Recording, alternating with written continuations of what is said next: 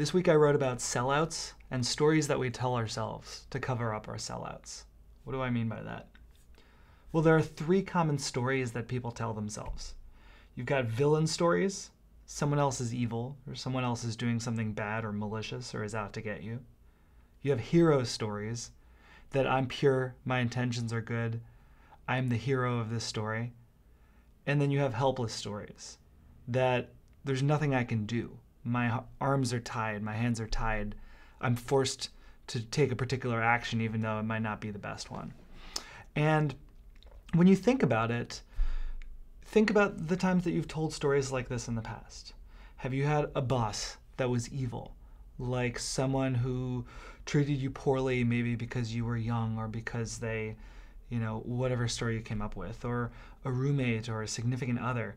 Some situation in which you made out yourself to be the hero and you made them out to be the villain. Or in which you did something and you told someone, well, I had to do this. I was kind of helpless in the situation. There's nothing I could have done. You often hear people combine these stories. One person's the villain, they're the hero, they're also helpless. So what do I mean that we tell these stories to cover up our own guilt? Well, what happens is we often sell out in small, tiny ways. A sellout can be something as simple as you know that you should speak up, but you don't when someone does something wrong. You commit to doing something. You say yes to someone when you know you should have said no. A classic example, say you're driving and someone is trying to turn into the lane in front of you, and you speed up to prevent them from getting into the lane. You know you shouldn't have really done that. In an ideal world, you let them go in, it's fine, no big deal. But you make up this story about how this other person's a crazy driver and you're totally fine, right? And you make up the story so that you don't have to feel bad about what you did. And it's convenient. It covers up your behavior. Other sellouts. You think you should apologize about something, but you don't apologize. You think you should help someone out, but you don't do anything. You know you should stay late to finish up something, but you don't do it. You know you should listen respectfully to feedback someone gives you, but you get upset and you get defensive. You see problems with someone's plan, but you don't say anything about it. You know you have information that someone could use, but you don't speak up.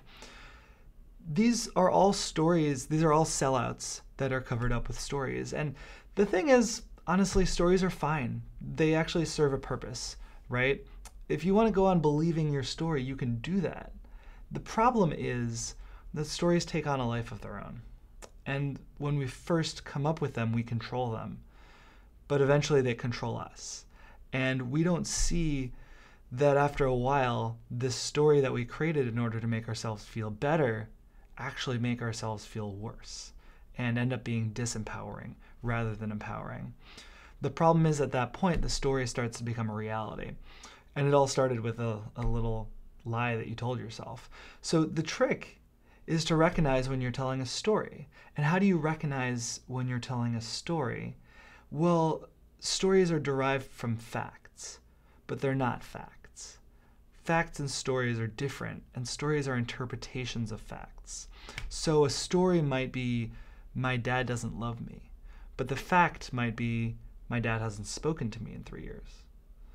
The story might be, my boss is threatened by me because I'm young, but the fact might be, my boss didn't tell me about a specific project.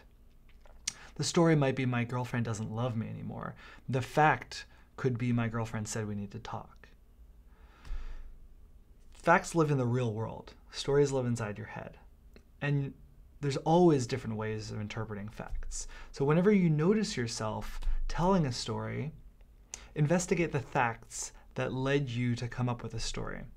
Write down a list of the things that actually happened and separate those from the story of what you are telling about what actually happened. And of course, note there's always other ways to tell the same set of facts. Also, note that very often there are facts that we're not taking into account. Stories tend to be self-reinforcing like that.